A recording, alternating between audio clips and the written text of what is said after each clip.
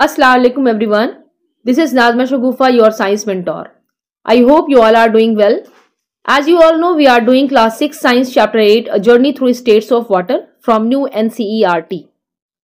Today we will go through question answer along with some extra question I have prepared to deepen your understanding. Let us enhance our learning. Now the first question is multiple choice question है. Which of the following best describes condensation? इसमें से कौन से option में condensation हो रहा है ये बताना है. तो फर्स्ट पॉइंट है the conversion of water into its vapour state. It is wrong, क्योंकि हम लोग जानते हैं कंडेंसेशन में क्या होता है, पर कन्वर्ट करता है वाटर में. एंड सेकेंड पॉइंट है the process of water changing from liquid into gases state. ये भी रॉन्ग हो जाएगा, है ना. एंड थर्ड ऑप्शन है the formation of cloud from tiny water droplets. ये भी रॉन्ग हो जाएगा. देखिए यहाँ पे कंफ्यूज नहीं करना है कि द फॉर्मेशन ऑफ क्लाउड जो है ये अगर यहाँ तक सिर्फ देखा जाए तो ये कंडेंसेशन का प्रोसेस है, लेकिन यहाँ आगे लिखा हुआ है फ्रॉम टाइनी वाटर ड्रॉपलेट्स, तो ये यहाँ पे ये रॉन्ग हो जाएगा क्योंकि formation of cloud from water vapour होता है. Now the fourth option is the conversion of water vapour into its liquid state. ये सही है ना, इट इज राइट. तो फोर्थ ऑप्शन सही हो जाएगा. इसका एक्सप्लेनेशन है, बस डीपर अंडरस्टैंडिंग के लिए एक्सप्लेनेशन यहाँ पे दे दिया गया है कि condensation is the process by which water vapour in the air cools down and changes back into liquid water. क्या है, कंडेंसेशन एक ऐसा प्रोसेस है जिसमें वाटर वेपर कूल्स डाउन होने के बाद लिक्विड वाटर में कन्वर्ट कर जाता है. This process is responsible for the formation of due, fog and cloud. Due, fog and cloud सारे में कंडेंसेशन प्रोसेस ही रिस्पॉन्सिबल है. Now the second question is identify in which of the given process evaporation is very important. Colouring with crayon, water colour, acrylic colour, pencil colour, किसमें evaporation होगा? तो crayon हम लोग सब जानते हैं कि ड्राई होता है ना. और बी में है वाटर कलर. वाटर कलर सबने देखा होगा, उसको तो पानी में ही डिसॉल्व करा करके किया जाता है, तो उसमें तो वाटर का यूज होता है, तो उसमें तो इवेपोरेशन मस्ट है ना. एक्रिलिक कलर भी थोड़ा गीला होता है, ठीक है, गीला होता है, लेकिन जब दोनों ऑप्शन में है और मल्टीपल ऑप्शन आपको नहीं चूज करना है तो आप वाटर कलर को ही चूज करेंगे. एक्रिलिक कलर भी थोड़ा गीला होता है लेकिन वाटर कलर की जितना नहीं होता है, ठीक है. और पेंसिल कलर ये तो ड्राई ही होता है, ठीक है. तो आपका इसमें से बेस्ट ऑप्शन क्या होगा? वाटर कलर होगा. Okay. And now the second part of this question is writing on paper with pencil, ink pen, ball point pen. किसमें इवेपोरेशन होगा? पेंसिल ड्राई होती है भाई. इंक पेन ये सब लोग जानते हैं. इंक पेन से आप लिख के देखिए, अगर उस पर गलती से भी आपका हाथ चला जाता है तो पूरा लिखा हुआ खराब हो जाता है, क्योंकि उसको थोड़ी इवेपोरेशन की जरूरत होती है, वो थोड़ा वेट होता है ना. तो ये इंक पेन में इवेपोरेशन होना है, और बॉल पॉइंट पेन में ऐसे इवेपोरेशन की कोई जरूरत नहीं होती है. Now the third question is see green coloured plastic grass at many places these days. Space around natural grass feels cooler than space around plastic grass. Can you find out why? ये plastic grass इस तरह का देखते होंगे आप लोग हर जगह पे, and this is natural grass. तो ऐसा इसलिए होता है कि natural grass cools the surrounding air because it undergoes evapotranspiration. हमारा जो नेचुरल ग्रास होता है उसके अराउंड की सराउंडिंग ठंडी इसलिए होती है कि वहाँ पे इवेपोरेशन भी हो रहा होता है एंड ट्रांसपिरेशन भी हो रहा होता है. इवेपोरेशन इस तरह से हो रहा होता है कि ग्रास के अराउंड जो भी सॉइल होता है वो आप देखेंगे कि वो वेट होता है. वो बिकॉज ऑफ ड्यू भी होता है. सॉइल हमारा ज़मीन के पानी को एब्जॉर्ब करता है, इस वजह से भी वो वेट होता है. तो जब वेट सॉइल अपने पानी को इवेपोरेट करना चाहेगा तो इवेपोरेट करने के लिए क्या करेगा वो, कि सराउंडिंग के एयर से हीट ट्रैप करेगा. जब सराउंडिंग के एयर से हीट ट्रैप करेगा तो सराउंडिंग ठंडी ठंडी फील हो जाएगी, है ना. तो यहाँ पे इवेपोरेशन भी हो रहा है, और जैसे सारे प्लांट्स में ट्रांसपीरेशन होता है वैसे ही ग्रास में भी ट्रांसपीरेशन होता है, और उसमें भी वाटर को वाटर वेपर में कन्वर्ट करने के लिए प्लांट जो है और प्लांट या ग्रास कोई भी सराउंडिंग एयर से हीट ट्रैप करता है तो सराउंडिंग ठंडी फील होती है। इसलिए यहाँ पे दोनों प्रोसेस हो रहा होता है, इवेपोट्रांसपीरेशन इसको हम लोग मिला के कहेंगे। Where moisture is absorbed by the roots and evaporates through the leaves, cooling the environment. Plastic grass, however, does not have this ability. Obviously, plastic grass में ये ability तो नहीं होती है. As a result, it traps heat. और plastic जो है और हीट को ज़्यादा ट्रैप ही करता है, तो causing the area around it to feel warmer. इसलिए प्लास्टिक ग्लास के अराउंड का एरिया मुझे वार्मर फील होता है एंड नेचुरल ग्लास के अराउंड का एरिया मुझे कूलर फील होता है। Now the next question is, give example of liquid other than water which evaporates. Water के अलावा कुछ और भी आपको ऐसा एग्जाम्पल बताना है जो इवेपोरेट होता है। अगर आप अपने डेली लाइफ में नज़र दौड़ाएं तो आपको बहुत सारी कुछ चीज़ ऐसी मिल जाएगी, जैसे परफ्यूम ही लगाते हैं हम लोग, है ना, तो वो इवेपोरेट हो जाता है। सैनिटाइजर लगाते हैं, वो इवेपोरेट हो जाता है। पेंट किया जाता है तो पेंट में जो थिनर मिलाया जाता है तो उसको आप थोड़ा देर ओपन छोड़ दीजिएगा तो वो इवेपोरेट हो जाता है ना। तो बस यहाँ पे कुछ चीज़ों का नाम लिख देना जो इवेपोरेट होता है वाटर की तरह। तो यहाँ पे एक्सप्लेनेशन के साथ बताया गया है। आप लोग के डीपर अंडरस्टैंडिंग के लिए एग्जाम में या टेस्ट में आप लोग को एक्सप्लेनेशन नहीं देना है। Alcohol evaporates quickly at room temperature. Petrol highly volatile, means बहुत जल्दी इवेपोरेट करने वाली चीज़ को वोलाटाइल कहा जाता है, ठीक है। Evaporate very fast. Perfume contains alcohol, perfume में अल्कोहल होता है इसलिए ये भी इवेपोरेट बहुत जल्दी कर जाता है। एसीटोन यानी कि nail polish remover evaporates quickly when expose to air. Kerosene, हमारा केरोसिन ऑयल जो है वो भी evaporate slower than petrol but still does not over time, does so over time, वो भी इवेपोरेट हो जाता है। पेंट थिनर, मर्क्यूरी जो हमारे थर्मोमीटर्स में होता है वो भी इवेपोरेट कर जाता है, हाँ, रूम टेम्परेचर पे वो लिक्विड होता है। और सैनिटाइजर, ये कुछ एग्जाम्पल्स है। Now the next question is, fan moves air around creating a cooling sensation. It might seem strange to see a fan to dry wet cloth since fan usually make things cooler, not warmer. Normally, when water evaporates, it requires heat. अब तक तो हम लोग ने यही पढ़ा था, अगर वाटर इवेपोरेट होता है तो वो क्या करता है, हाँ, उसको हीट चाहिए होती है इवेपोरेशन के लिए, ठीक है। तो नॉट कोल्ड एयर, उसको तो कोल्ड एयर नहीं चाहिए होता है, तो फैन के नीचे हम लोग कपड़ा रखते हैं तो वो सूख कैसे जाता है। What do you think about this. इस तरह का कोई भी question, high thinking order question हो तो पहले उसको अपने ब्रेन पे जोर डाल करके सोचना चाहिए, ठीक है ना। सोचने से थिंकिंग एबिलिटी आपकी बढ़ेगी, आपका ब्रेन जो है वो शार्प होगा। उसके बाद आप अपना कुछ अपने हिसाब से अपना आंसर सेट कीजिए, उसके बाद आप आंसर से मिलाइए कि आपने सही सोचा है कि नहीं, ठीक है। तो यही बहुत सिंपल सी बात है कि देखिए होता क्या है, fan does not actually cool the air.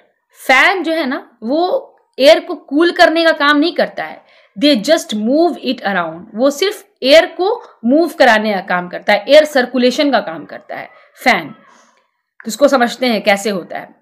Fan क्या करता है, फर्स्ट पॉइंट में है इंक्रीज्ड एयर सर्कुलेशन। वो हमारे जो आसपास जो एयर है उसके सर्कुलेशन को इंक्रीज कर देता है। तो उससे होता क्या है कि the fan blows away the moist air.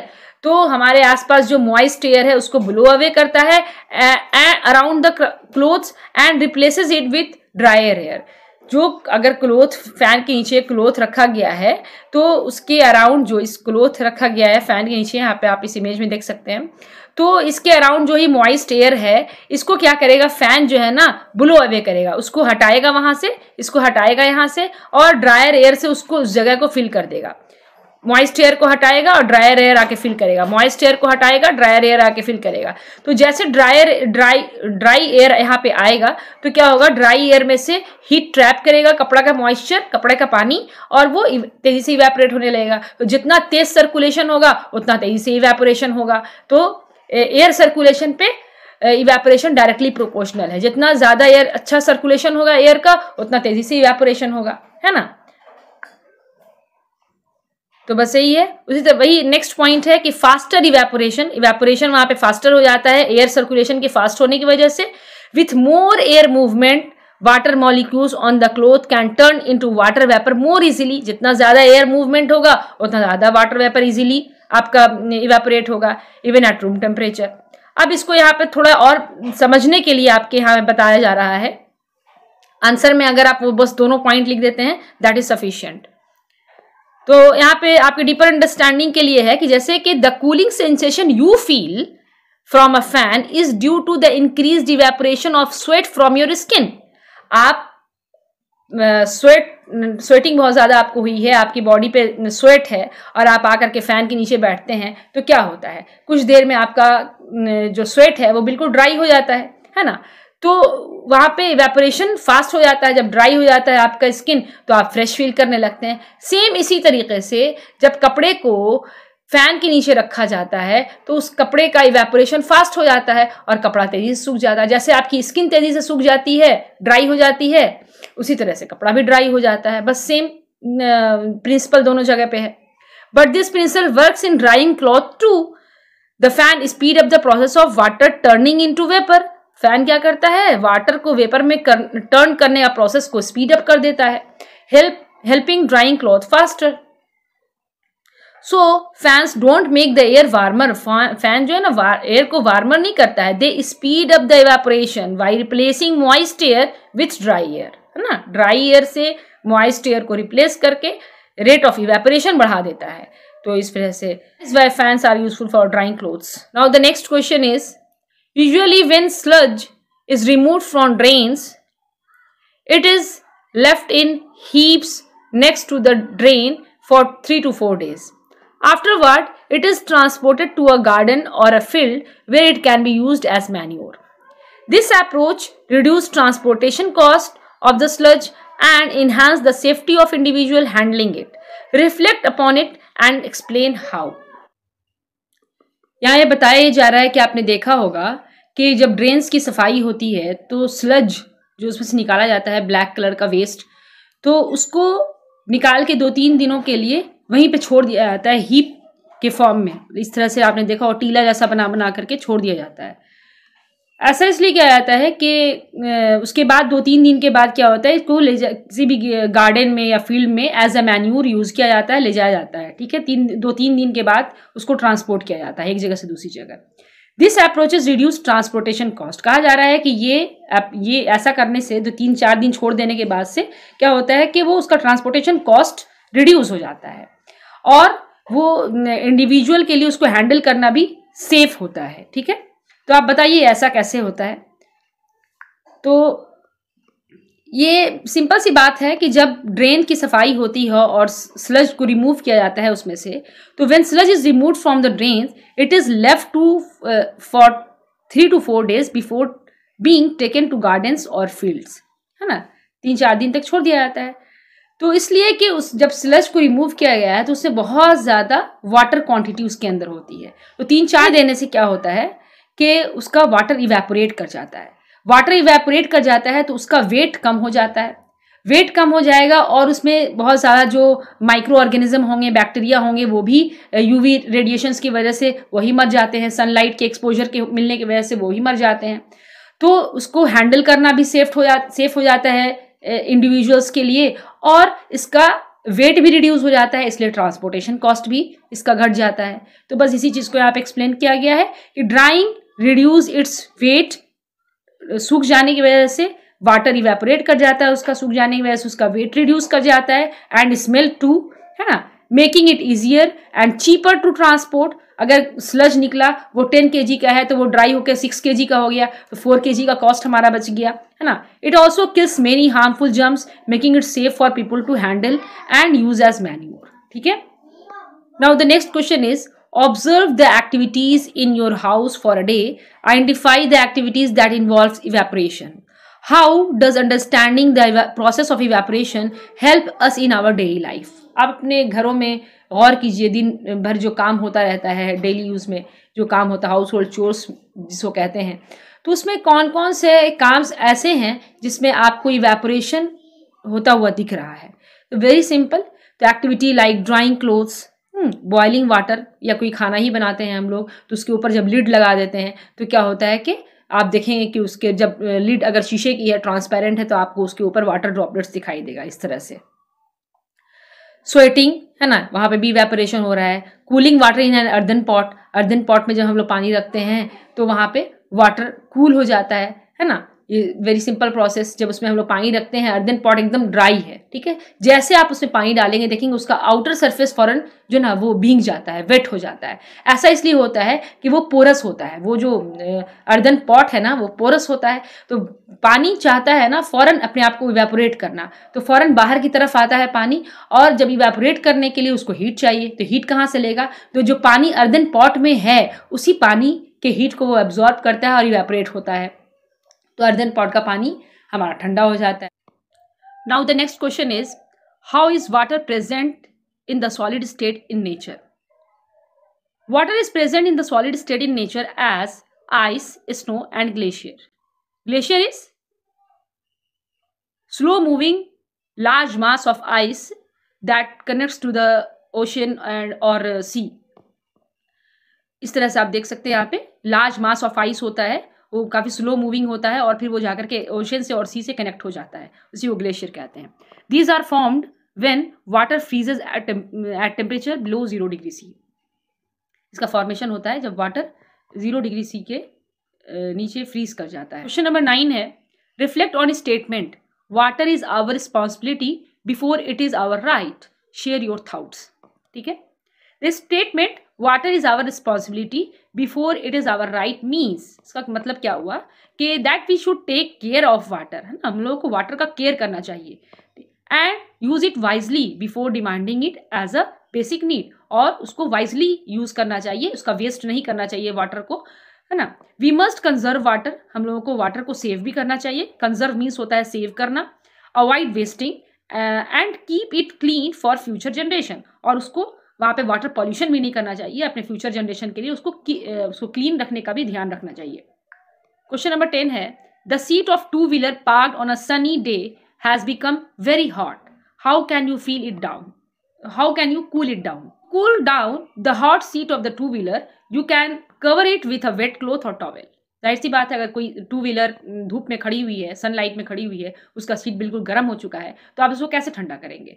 तो उसके सिंपल तरीका है, अगर आप उस पर थोड़ा वाटर भी स्प्रिंकल कर दें तो वाटर इवेपोरेट कर जाएगा, या फिर किसी कपड़े को या टॉवेल को आप वेट करके उसके ऊपर रख दें, फौरन देखें कपड़ा आपका ड्राई हो गया और सीट आपकी ठंडी हो गई, क्योंकि जो कपड़े में मॉइस्चर था वो सीट से एब्जॉर्ब कर लेगा और सीट ठंडी हो जाएगी और कपड़ा सूख जाएगा, दोनों काम हो जाएगा। ठीक है, the water will evaporate taking away the heat and cooling the seat. You can also let the seat cool down in the shade, और शेड में भी थोड़ी देर अगर आप रख देंगे तो वो कूल डाउन हो जाएगा। फर्दर लर्निंग से कुछ क्वेश्चन है एनसीईआरटी में, इसको भी हम लोग देख लेते हैं। यहाँ पे फर्स्ट क्वेश्चन है कि wet one hand with water and leave the other dry and blow air across both the hand and feel the cooling effect, find out the reason for it. ठीक है, एक हाथ को भिंगा लेना है, एक हाथ को ड्राई रहने देना है, उसके बाद दोनों एयर हैंड के बीच से आपको एयर ब्लो करना है और आपको फील करना है कि कूलिंग इफेक्ट को आप फील करेंगे, तो ऐसा क्यों होता है। ठीक है, तो सिंपल सा आंसर है इसका कि the wait hand feels cooler because water evaporates using hand from the skin. Wait hand जो है आपको कूलर फील होगा, क्योंकि जो वाटर इवेपोरेट होगा तो उसी हैंड से हैंड की स्किन से हीट को एब्जॉर्ब करेगा और वो इवेपोरेट करेगा एंड काउजिंग कूलिंग इफेक्ट, और आपको कूलिंग इफेक्ट काउज करेगा। जैसे आपको जब स्वेटिंग होती है तो क्या होता है, जब आप टच करेंगे अपने स्किन को, स्वेटिंग होती है, फिर आप जब फैन के नीचे बैठते हैं तो आपका क्या कहते हैं कि सारा स्वेट सूख जाता है ना, एयर सर्कुलेशन की वजह से रेट ऑफ इवेपोरेशन फास्ट हो जाता है। उसके बाद जब आप अपने स्किन को टच करेंगे ना तो क्या देखेंगे कि स्किन काफ़ी ठंडी फील होती है। ऐसा इसलिए होता है कि जब इवेपोरेशन होता है तो आपकी स्किन से भी हीट एब्जॉर्ब करता है, तो आपकी स्किन ठंडी फील होने लगती है। तो सेम चीज़ यहाँ पे भी है। इसमें नेक्स्ट क्वेश्चन है कि make a game to navigate through different states of water and water related concept to reach the finish line। एक गेम जैसा आप लोगों को बनाना है जिसमें आपको डिफरेंट स्टेट्स ऑफ वाटर जैसे कंडेंसेशन, इवेपोरेशन, प्रिसिपिटेशन, ये सारे को इन्वॉल्व करके आपको एक गेम बनाना है जिससे आपकी अंडरस्टैंडिंग थोड़ा और इन्हांस हो, डीपर हो, है ना, सारे कंसेप्ट का यूज़ करके एक गेम जैसा बनाना है। चैलेंज कार्ड बनाना है with questions related to water cycle से रिलेटेड क्वेश्चन हो उसमें, evaporation, condensation etcetera, can be some game element, इस तरह का कुछ गेम एलिमेंट्स होना चाहिए उसमें। तो इसका एग्जाम्पल एक ले लेते हैं यहाँ पे, जिस तरह से एग्जाम्पल मैंने दिया इस तरह से आप और भी कुछ बना सकते हैं। जैसे कि एक गेम का कुछ नाम रख लीजिए, the journey of H2O। H2O किसको कहते हैं? वाटर को कहते हैं। चैलेंज कार्ड एग्जाम्पल आप कैसे लेंगे कि एक वाटर साइकिल कार्ड बनाएंगे आप, ठीक है, वाटर साइकिल कार्ड, उसमें वाटर साइकिल से रिलेटेड कुछ क्वेश्चन डाल देंगे आप, है ना, एक क्वेश्चन एक कार्ड पे एक ही क्वेश्चन रखना है। तो एक क्वेश्चन डाला गया है यहाँ पे, क्या है क्वेश्चन है, what are the main stages of water cycle, water cycle का मेन स्टेजेस क्या है, इवेपोरेशन, कंडेंसेशन, प्रेसिपिटेशन, हाँ, एंड कलेक्शन, ठीक है। दूसरा कार्ड है इवेपोरेशन कार्ड, इवेपोरेशन कार्ड में इवेपोरेशन से रिलेटेड क्वेश्चन रहेगा कि what factor speed of evaporation, है ना, तो हीट, सनलाइट। नेक्स्ट कार्ड है कंडेंसेशन कार्ड, उससे रिलेटेड आप क्वेश्चन बना सकते हैं कि what forms when water vapour cools down, है ना, वाटर ड्रॉपलेट्स या क्लाउड। प्रेसिपिटेशन कार्ड है यहाँ पे, तो प्रेसिपिटेशन कार्ड में क्वेश्चन लिया गया है, नेम 3 फॉर्म्स ऑफ प्रेसिपिटेशन, है ना, वेरी नाइस क्वेश्चन। तो रेन, स्नो, हेल, है ना, बर्फ के फॉर्म में जो रेन होती है उसको हम लोग हेल कहते हैं, ये हो गया। अब कुछ जनरल नॉलेज से भी क्वेश्चन का एक कार्ड बना लेते हैं वाटर से रिलेटेड, तो उसमें एक क्वेश्चन डाल दिया जा सकता है कि what percentage of earth surface is covered by water, तो दैट इज 71%, है ना, ये हो गया। उसके बाद हमने आप लोगों के लिए कुछ एक्स्ट्रा क्वेश्चन प्रिपेयर किया है। एक्स्ट्रा क्वेश्चन जो है वो लर्न करने के लिए नहीं है या रटने के लिए नहीं है। एक्स्ट्रा क्वेश्चन इसलिए होता है कि आप जितना ज्यादा क्वेश्चन बनाएंगे ना, उतना ज्यादा आपका कंसेप्ट क्लियर होगा, आपकी अंडरस्टैंडिंग डीपर होगी, इनहैंस होगी। तो क्वेश्चंस को समझ लेना है सिर्फ, ठीक है। उसके बाद आपको क्वेश्चन कितना भी ट्विस्ट करके मिले, आप उसको इजीली सॉल्व कर सकते हैं। तो यहाँ पे कुछ एक्स्ट्रा क्वेश्चन है, बस उसको एक बार समझते हुए पढ़ लेना है, हो गया बस। उसके बाद आपको कोई भी क्वेश्चन उस तरह का दिया जाएगा, कितना भी ट्विस्ट करके दिया जाएगा, आप उसका आंसर कर सकते हैं। तो पहले यहाँ पे 1 वर्ड क्वेश्चन है, इसमें फर्स्ट क्वेश्चन है कि what is the gases state of water called, तो water vapour. Next question is what process convert water into water vapour, then evaporation.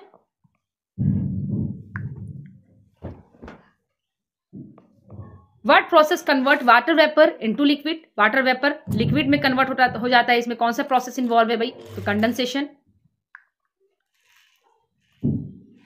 What state is ice in, है ना, solid state. Which process converts liquid water into solid ice, freezing, है ना। What states of water is steam, gaseous state. What term describes water spreading in all direction as vapor, diffusion, है ना, मतलब वो कौन सा ऐसा टर्म है जिसमें वाटर वेपर अगर पूरे डायरेक्शन में स्प्रेड कर जा रहा है, तो वो कौन सा प्रोसेस होता है, उसको क्या कहते हैं, वो किस टर्म से जाना जाता है, तो ये है डिफ्यूजन। जैसे मान लेते हैं कि अगर आपके घर में कोई डिश बन रहा है, जैसे सपोज दैट कि आपके घर में बिरयानी बन रही है, तो बिरयानी तो बन रही है किचन में, लेकिन आप जैसे घर के गेट पे ही आएंगे ना, तो वहां पे आपको स्मेल लगने लगेगा। तो हुआ क्या है कि उसका जो वाटर वेपर है ना, वो पूरे घर में स्प्रेड कर गया है, इसलिए आप हैं बहुत दूर और आपको उसका स्मेल मिल रहा है, ठीक है ना। तो वहीं से आपको पता चल जाएगा कि घर में ये वाली डिश बनी है, तो इसी को कहते हैं डिफ्यूजन। पूरे एयर में, वो पूरे इन्वायरमेंट में डिफ्यूज कर गया है उसका वाटर वेपर। नेक्स्ट क्वेश्चन है what process causes water to disappear from puddles, evaporation, है ना, सिंपल है। What is the process of water droplets forming on a cold surface called, है ना, कंडेंसेशन। प्रोसेस ऑफ वाटर पूछा जा रहा है, condensation. What cycle explains movement of water in nature, water cycle. Movement of water बताता है, कौन सी साइकिल है भाई, water cycle. Fill in the blanks है कुछ। The process of water turning into vapour is called evaporation, answer. What water exists in 3 states, that is solid, liquid and gas, answer यहां पे दिया हुआ है। The process of water vapor turning into liquid is called condensation, water vapour liquid में convert कर जाता है। Dash helps speed up the evaporation of water, क्या हेल्प करेगा, स्पीड अप करेगा इवेपोरेशन को, विंड, है ना।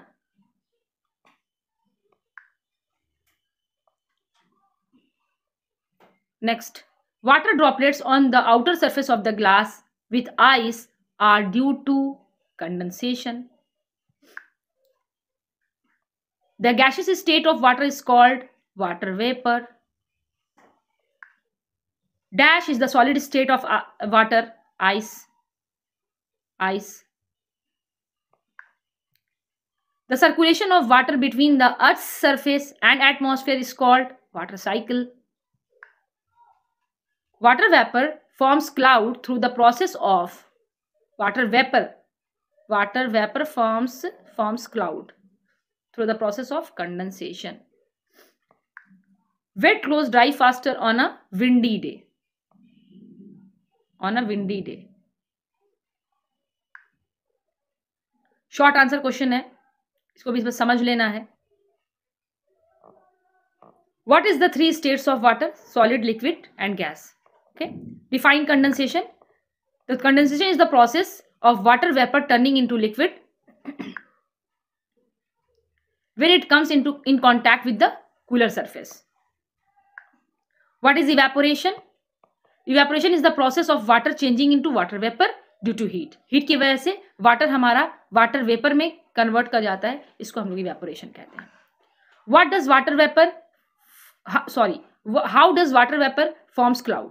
ना वाटर वेपर क्लाउड कैसे फॉर्म करता है, क्लाउड का फॉर्मेशन कैसे कर देता है. तो water vapour rises cools at higher altitude. बहुत ज़्यादा ऊपर जाने के बाद वो क्या होता है, बहुत ठंडा हो जाता है. And condenses it into tiny water droplets. और छोटे छोटे वाटर ड्रॉपलेट्स में वो कंडेंस हो जाता है. उसके बाद वो सारे वाटर ड्रॉपलेट्स एक्यूमुलेट होने के बाद क्लाउड का फॉर्मेशन करते हैं. नेक्स्ट है, why do water droplets forms on the outer surface of a cold glass. ठीक है, तो water vapour in the air comes in contact with the cold surface of the glass and condenses into droplets. इसको हम लोगों ने जब chapter पढ़ रहे थे तो उसके वीडियो है, बहुत डिटेल में हम लोगों ने देखा है. डिस्क्रिप्शन बॉक्स में लिंक है, वहां से भी जाके आप देख सकते हैं चैप्टर की video. What happened to water when it is heated continuously? जब कंटिन्यूसली वाटर को हीट करेंगे तो क्या होगा, स्टीम में कन्वर्ट करेगा, है ना, स्टीम में कन्वर्ट करेगा. Why does water in an earthen pot feels cooler? अभी हमने पहले भी इसको डिस्कस किया था कि अर्थन पॉट में पानी रखते हैं तो वो ठंडा क्यों हो जाता है, क्योंकि वाटर इवेपोरेट करना चाहता है. वो अर्थन पॉट में रखे हुए पानी के अंदर से ही वो हीट एब्जॉर्ब कर, अंदर वाले पानी से ही वो हीट ले लेता है इवेपोरेट करने के लिए, तो अंदर वाला पानी ठंडा हो जाता है. सिंपल सी बात है. What factor affect the rate of evaporation? कौन कौन से फैक्टर हैं जो रेट ऑफ इवेपोरेशन को अफेक्ट करेंगे. ठीक है, टेम्परेचर रेट ऑफ इवेपोरेशन को अफेक्ट करेगा.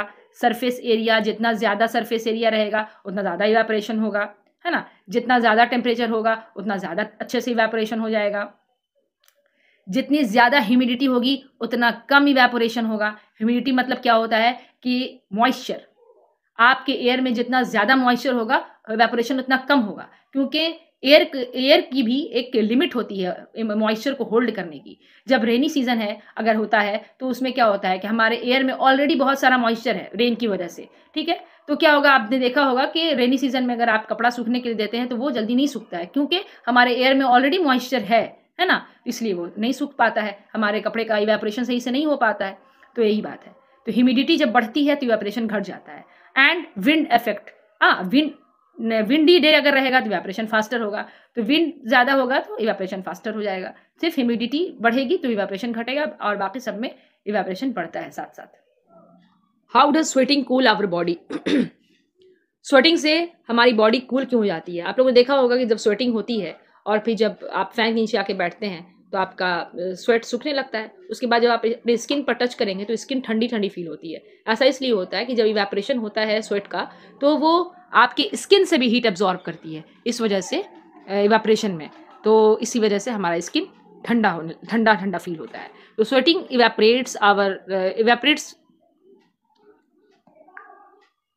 sweat evaporates from our skin, absorbing heat from our body and causing cooling effect. Next is, what is water cycle? तो simple, water cycle is the continuous movement of water through evaporation, condensation and precipitation. ये कुछ long answers question है, इसको भी सिर्फ देख लेना और समझ लेना है. Explain the process of evaporation with example from daily life. Evaporation is the process where water changes into water vapor due to heat. Example including drying clothes in the sun, water evaporation from puddles, and sweat evaporating from our skin.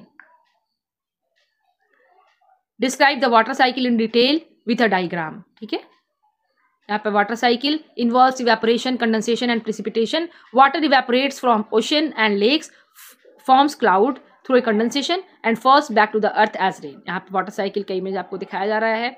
यहाँ evaporation, then condensation, then precipitation और यहाँ पे transpiration भी. यहाँ पे transpiration और evaporation दोनों के थ्रू वाटर जो है ना वाटर वेपर के फॉर्म में जा रहा है हमारे एटमॉस्फेयर में. ठीक है. और प्रिसिपिटेशन कहते हैं बारिश को, रेन को कहते हैं precipitation. What is condensation? Give one example to the process, to explain the process. The condensation is the process where water vapor cools and turns into liquid droplets. Example includes dew forming on grass in the morning and water droplets appearing on the cold glass surface. How can you demonstrate that ice, water and steam are different states of the same substance? Place ice in a container and heat it. It will turn into liquid. Liquid state means water, and then into steam यानी gaseous state, showing all three states of water, है ना. Liquid भी हो गया और gas भी हो गया, और पहले तो वो आइस था, सॉलिड स्टेट में था. तो इससे पता मुझे चल रहा है कि आप वाटर तीनों स्टेट में एग्जिस्ट करता है. Describe an activity to show that water vapour condenses on a cool surface. Take a glass of ice cold water. After a few minute water droplets will form on the outer surface of the glass, demonstrating condensation. ठीक है. How do humidity and air movement affect evaporation? Humidity और air movement evaporation में कैसे affect करता है, पीछे भी हमने इस चीज को बताया आप लोगों को कि evaporation is slower on humid days because the air is already saturated with water vapor. ठीक है. एयर ऑलरेडी वो सैचुरेटेड हो चुका होता है. सैचुरेट बोलने का मतलब कि उसका अपना लिमिट पूरा हो चुका है. ठीक है ना. तो वाटर वेपर का उसमें जितना होल्ड कर सकता है उसका लिमिट पूरा हो चुका है, इसीलिए फर्दर इवेपोरेशन तब होगा नहीं, इसलिए इवेपोरेशन का रेट स्लोअर हो जाता है ह्यूमिड डेज में. और विंड इंक्रीजेज इवेपोरेशन. विंड में क्या होता है, विंडी डे में क्या होता है कि इवेपोरेशन इंक्रीज हो जाता है by carrying water vapour away from the surface, है ना. वो जितना तेजी से विंड चलेगी उतना तेजी से वो मॉइस्ट एयर को कैरी ब्लो अवे करेगा और ड्राई एयर से फिल करेगा. उसके बाद ड्राई एयर से जैसे फिल होगा तो इवेपोरेशन भी फास्टर हो जाएगा. Why do dewdrops forms on leaves in the morning? ठीक है. At night the temperature drops. Temperature क्या होता है, डाउन हो जाता है. And water vapors in the air condenses. Air में जो वाटर वेपर है वो ठंडा होने लगता है. On the cool surface of the leaves, ना लीव्स के cool surface पे forming dewdrops, और dewdrops का formation हो जाता है. Explain the cooling effect of evaporation with example. When water evaporates, it absorbs heat from the surrounding, causing the cooling effect. Example including sweating, cooling water in an earthen pot. ये सारा cooling effect का best example है. How do clouds forms and how do they bring rain? Water vapor rises, cools and condenses around the dust particle to form clouds.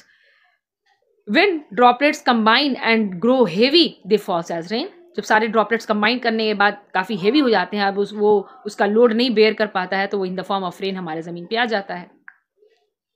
Right a short note on the importance of conserving water and preventing water pollution, है ना.